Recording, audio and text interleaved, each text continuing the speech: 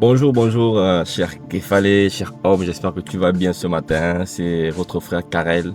Et comme d'habitude, j'ai une exhortation rapide pour toi ce matin. Et j'aimerais avant toute chose prendre le temps de rendre grâce à Dieu pour mes pères. Pour mes pères, parce que franchement, avoir un père, c'est l'une des choses les plus importantes, quoi. Vraiment, je rends grâce à Dieu pour mes pères, sans lesquels aujourd'hui, je ne serais même pas en train de te parler aujourd'hui. Je ne serais même pas là où je peux être aujourd'hui, en train de dire ce que je peux dire aujourd'hui par la grâce de Dieu. Parce que tout ce que je dis aujourd'hui vient de mes pères. Et c'est ce qui conduit même à donner, si je peux donner un autre titre, un titre à cette exhortation, c'est le Fils ne fait que ce qu'il a vu au Père faire. Le Fils ne fait que ce qu'il a vu au Père faire. Et j'aimerais qu'on aille dans le passage de Jean 5, verset 19 à 20, qui dit, je vais le lire, « Jésus reprit donc la parole et leur dit, « en vérité, je vous le dis, le Fils ne peut rien faire de lui-même. Le Fils ne peut rien faire de lui-même, sur ma vie, un cher homme, sinon ce qu'il voit le Père accomplir. Tout ce que le Père fait, le Fils aussi le fait pareillement. » On peut même s'arrêter là. Donc avant toute chose, cher homme, je prie que le Seigneur ouvre ton esprit afin que tu comprennes ce qu'il veut te dire à travers moi aujourd'hui. Je prie vraiment que les hommes, nous comprenions ces choses afin que nous puissions être de meilleurs pères pour nos enfants, mais également pour nos épouses. Donc vraiment que Dieu ouvre ton esprit, mon frère, cher homme qui va écouter cette vidéo, au nom de Jésus. Amen. Alors, pourquoi cette thématique, pourquoi cette exhortation? Parce que j'ai pris le temps de méditer encore et quand je regarde à ma vie, au Père que Dieu a positionné dans ma vie, je suis reconnaissant. Reconnaissant parce que d'abord mon père biologique n'était pas parfait. C'était un homme avec ses qualités et ses défauts, mais c'était un homme qui était présent du mieux qu'il pouvait. Et quand j'ai vu cet homme-là travailler, quand j'ai vu cet homme-là fonctionner, aujourd'hui, ce que je peux faire dans le monde séculier et dans plusieurs domaines de ma vie, ce que je peux faire, c'est ce que mon père a fait. Donc j'imite mon père au quotidien, je reproduis ce qu'il a fait au quotidien. Avec l'autorité, je suis quelqu'un qui n'a pas de problème avec l'autorité parce que mon père était un homme qui était soumis à l'autorité. Je le voyais souvent quand, avec son patron à l'époque, mon père était quelqu'un qui prenait le temps parfois de nous amener sur son lieu de travail. Donc j'ai vu comment il travaillait. Et aujourd'hui, ce que j'applique au travail vient d'abord de ce que mon père biologique, mon père qui n'est plus de ce monde, m'a appris, m'a enseigné. Amen. Et ensuite de ça, j'ai également par la grâce de Dieu, j'ai des pères dans la foi, des hommes par lesquels Dieu est passé pour m'enseigner, pour me corriger, pour m'instruire, pour me montrer la voie à suivre, même avec mon épouse. Mes pères dans la foi, ce sont des hommes qui savent comment honorer les épouses, comment chanter les louanges des épouses. Parce que la Bible dit que c'est la femme qui craint le Seigneur qui est digne de louange. Donc des épouses qui sont honorées et je vois comment ils font. Et moi, à mon niveau avec mon épouse, j'ai fait quasiment la même chose. Sinon, un peu moins parce qu'ils sont à une autre dimension, mais je reproduis ce que je vois mes pères faire dans la foi. Que ça soit la façon d'être, la façon de parler, la façon de prier, la façon d'exhorter, la façon de se tenir, la façon même de marcher. Je suis souvent surpris de me voir dans des positions similaires à mon père dans la foi au niveau du Gabon, à mon pasteur. Des positions, la façon de prier. Donc je suis vraiment une combinaison de plusieurs grâces parce que Dieu m'a fait grâce d'avoir plusieurs pères dans la foi. Des hommes, des véritables modèles. véritable modèle. Et même dans le monde séculier. Donc il faut savoir, cher homme, que lorsque tu es un enfant de Dieu, Dieu ne te laissera pas comme ça. Peu importe comment tu as commencé, peu importe là où tu as démarré, Dieu va toujours faire en sorte que tu aies un père dans ton domaine, dans ton entourage, par lequel il va t'apprendre, il va t'enseigner beaucoup de choses. Il va t'enseigner comment tu dois te comporter. Donc peu importe comment tu as commencé la vie, si ton père n'était pas là, si ton père était là mais pas là, le genre de père présent mais absent, le genre de père qui sont là physiquement mais spirituellement ils ne sont pas impliqués. Si c'est ton cas, si tu es l'enfant de Dieu, fais attention parce que Dieu met autour de toi des hommes que tu dois regarder. Regarder avec un regard attentif, un regard admiratif aussi, parce que si tu n'admires pas un père, tu auras du mal à capter, à recevoir ce qui est en lui. Donc c'est ce que moi j'ai fait. Et par la grâce de Dieu, aujourd'hui, je copie, j'imite ce que je fais partout vient de mes pères. Je rends grâce à Dieu. Le Fils ne fait que ce qu'il a vu au Père faire. Le Fils ne fait que ce qu'il a vu au Père faire. Alléluia. Alléluia. Alléluia. Marido Sakama. Et donc, c'est une interpellation également pour les bros, pour les hommes qui sont des hommes qui sont déjà des pères et même des futurs pères, à déjà y penser. Parce que bien des fois, pour la plupart des hommes, on ne prend pas le temps avec nos enfants. On ne prend pas le temps de montrer ce qu'on leur dit de faire. Cher homme, il faut savoir que l'enfant, il fait beaucoup plus ce qu'il voit son père faire que ce que son père lui dit de faire. Oui, tu dis à un enfant, ne bois pas, mon fils, tu ne dois pas boire la bière. Bien, tu ne dois pas boire trop de bière. Il ne faut pas dire que la bière n'est pas interdite, mais c'est l'abus. Et donc, un père qui dit à son fils, ne fais pas comme moi, ne bois pas la bière, ne fais pas comme ça, mais le père est en train de le faire, donc le fils est confus. Il dit, mais tu me dis de faire une chose que toi-même tu ne fais pas. Il y a plus d'impact lorsque le père montre l'exemple. Parce que Jésus dit bien ici dans Jean 5, 19, en vérité, je vous le dis, le Fils ne peut rien faire de lui-même, sinon ce qu'il voit le Père accomplir. Jésus même le dit. Donc il n'y a aucun fils qui peut faire quelque chose qu'il n'a pas vu. Personne ne peut faire une chose qu'il ou elle n'a pas vue. Personne. C'est un principe comme ça que Jésus a donné, parce que là il parle des pères, mais ça peut également s'appliquer aux femmes. Il n'y a personne qui peut faire une chose qu'elle n'a pas vue. Donc, interpellation pour les hommes. Chers frères, vraiment nous devons nous efforcer à montrer l'exemple à nos enfants. Moi, par exemple, par la grâce de Dieu, j'ai un petit garçon. Et depuis que j'ai compris ce principe-là, je suis quelqu'un qui montre l'exemple. Qui montre l'exemple à mon fils. Par exemple, dans la prière, de temps en temps, je permets volontairement qu'il me surprenne en train de prier à genoux ou en train de prier tout court.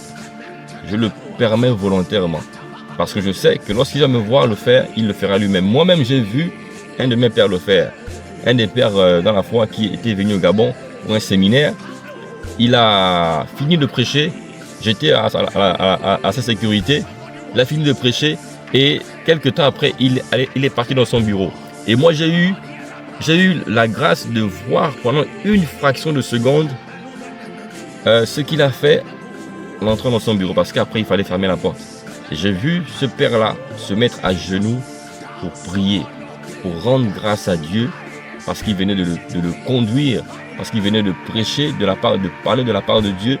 Et avant toute chose, il est rentré pour rendre grâce à Dieu. Depuis que j'ai vu ça, ça m'a tellement marqué. C'est une image tellement marquante. Donc, parce qu'un père a fait ça, ma mémoire a enregistré ça. Ma mémoire a fait comme une photo. Et désormais, à mon tour, dès que j'ai la possibilité de faire quelque chose pour le Seigneur, à la fin, je cherche toujours, la plupart du temps, je cherche un endroit où je peux m'agenouiller pour rendre grâce à Dieu. Et donc je le fais chez moi. Et parce que j'ai compris le principe, je fais également en sorte que mon fils me voit en train de prier. Et même la nuit, de temps en temps, selon le type de la prière que je suis en train de faire, je fais en sorte que mon fils, là où il dort, dans la pièce où il dort, qu'il m'entende prier. Parfois je prie de façon véhémente, de façon fervente comme on dit, parce que c'est la prière fervente qui est d'une grande efficacité. Donc je prie avec ferveur à certains moments.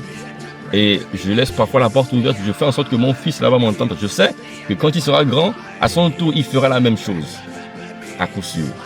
Parce que Jésus a dit, le Fils ne fait ce qu'il a vu au Père faire. Donc frère, vraiment, c'est pour nous exhorter à le faire. Nous devons montrer l'exemple. Donc je disais vraiment, c'est une interpellation, chers frères. Il faut que nous puissions le faire parce que c'est un principe. Et lorsqu'on ne le fait pas, des enfants sont sans repère, des enfants sont livrés à eux-mêmes parce qu'ils ne savent pas quoi imiter, qui imiter. Et ces enfants-là qui vont maintenant, ils vont naturellement chercher un modèle à imiter. Et la plupart vont dans des gangs. Ils vont dans des gangs. Et là-bas, il y a des figures paternelles qui ne sont pas correctes. Parce qu'il faut savoir que l'enfant imite pas seulement ce qui est bien. Il va même imiter ce qui est mauvais. Oui, il imite ce qu'il voit. C'est ainsi qu'on peut observer de père en fils des hommes qui sont ivrognes, des hommes qui frappent les femmes, qui tabassent les femmes parce que papa, j'ai vu mon père, un jeune pourrait dire, mais parce que j'ai vu mon père taper ma femme, je pense que c'est normal, un homme doit taper sa femme parce que mon père l'a fait. Donc des schémas comme ça, des schémas qui ne sont pas bien sont également reproduits. Mais les bons modèles deviennent rares. Les bons modèles sont de plus en plus rares. Et il y en a qui sont même absents du tout, complètement absents, des pères absents. Ça crée des enfants qui sont sans repère et voici les dégâts. De plus en plus jeunes, des jeunes hommes commettent des crimes, ils font n'importe quoi et on les blâme. Donc on doit arrêter de blâmer ces jeunes-là parce qu'ils ne sont pas la source du problème. Blâmer les jeunes de maintenant, c'est un peu comme un arbre qui fait de mauvais fruits. On se met à blâmer l'arbre. Tant pour moi, on se met à blâmer les fruits. Mais le problème ne vient pas des fruits. Il faut voir le problème à la racine. Est-ce que les racines vont bien? Est-ce qu'elles sont bien hydratées? Est-ce que le sol en bas n'est pas trop rocailleux? Donc il y a beaucoup de choses qui peuvent en faire en sorte que la racine ne se porte pas bien. Donc il faut regarder aux hommes. Est-ce que les hommes vont bien? Est-ce qu'ils sont accompagnés? Est-ce qu'ils sont soutenus? Est-ce que vraiment ils sont... Quelqu'un pouvait dire, frère Karel, j'ai remarqué vraiment que les femmes sont plus accompagnées, préparées pour la vie de couple. Les hommes sont un peu délaissés. C'est dommage. C'est une observation correcte. Il n'y a pas beaucoup d'accompagnement pour les hommes et c'est dramatique. On prie que les choses changent. On prie que les actions qui vont suivre après dans différentes organisations, églises également, puissent accompagner des hommes à être de meilleurs pères. Mais vraiment, c'est difficile. Alors, je finirai par ce passage de Jean 14, verset 8 à 10. Jean 14, verset 8 à 10, qui dit, c'est Philippe. Philippe qui demandait à Jésus, il dit, Seigneur, montre-nous le Père et cela nous suffit. Waouh. Montre-nous le Père et cela nous suffit. Jésus s'est fâché, il s'est offusqué. Il a dit à Philippe, mais Philippe, il y a si longtemps que je suis avec vous et tu ne m'as pas connu, Philippe. Celui qui m'a vu a vu le Père. Comment dis-tu, montre-nous le Père? Mais voyons, Philippe, comment tu peux dire, montre-nous le Père? Je suis là. Il dit, ne crois-tu pas que je suis dans le Père et que le Père est en moi? Philippe a dit, Jésus a dit à Philippe, mais celui qui m'a vu a vu le Père. Donc, c'est pour te dire simplement que nous ne sommes pas démunis. Peu importe comment la vie a commencé, sans repère, mais dès que tu deviens enfant de Dieu, Dieu te dit, j'ai pourvu déjà au problème, à la solution. J'ai déjà anticipé, Dieu a anticipé le problème actuel de l'absence de père en la personne de Jésus-Christ, qui est le modèle de père par excellence. Parce qu'il dit, celui qui l'a vu a vu le Père. Et celui qui dit ça à Jésus, il dit qu'il ne fait ce qu'il a vu au Père faire. Donc, La solution pour nous, les Képhalais, les hommes, c'est regarder à Jésus, imiter Jésus, étudier Jésus, faire comme Jésus. On peut se dire, mais Jésus était là il y a 2000 ans. Cher frère, mais il n'est plus là, il va revenir, c'est vrai, mais pour le moment, comment on fait? Et Dieu a également anticipé cette question. Et lorsque Paul dit, soyez mes imitateurs, comme je le suis moi-même de Christ, il nous enseigne le fait que nous devons imiter ceux-là qui imitent Jésus. Ils sont nombreux, en commençant par les apôtres. De fil en aiguille, Jésus a pris soin de mettre autour de lui des apôtres, des hommes. Ce n'était pas un hasard qu'il y ait eu des apôtres hommes. Parce qu'il devait les former, afin qu'eux également fassent comme lui, disciples. Disciples de Christ, ce sont des hommes qui faisaient comme lui. Et donc, eux également, ils ont formé des gens. Paul faisait partie. Paul a formé, ainsi de suite, jusqu'à aujourd'hui. Nous avons des pères qui ont imité. Aujourd'hui, on imite nos pères. Donc, nous devons imiter nos pères dans la foi. Imiter tout homme qui imite Jésus. C'est ça le travail à faire aujourd'hui, cher homme. Donc, toi qui n'as pas de père dans la foi, toi qui n'as pas de père du tout, qui ne veut pas avoir de père, mais tu es en difficulté, tu es en danger. Tu es en danger, cher Képhalais. Et donc, pour clôturer, je veux simplement dire à un homme que il y en a qui peuvent dire, mais bon, moi, je suis pas chrétien, ou bien je sais que Dieu existe, je crois pas, je n'ai pas fait la prière du salut, ou bien je ne vais pas dans les églises, je suis d'une lignée où les pères sont présents, ou bien même si ma lignée, les pères sont pas présents, mais moi je décide qu'à partir de moi, ça va aller. Laisse-moi te dire, cher homme, que ta volonté ne suffit pas. Non. Parce que le combat qui est contre les hommes, il est spirituel.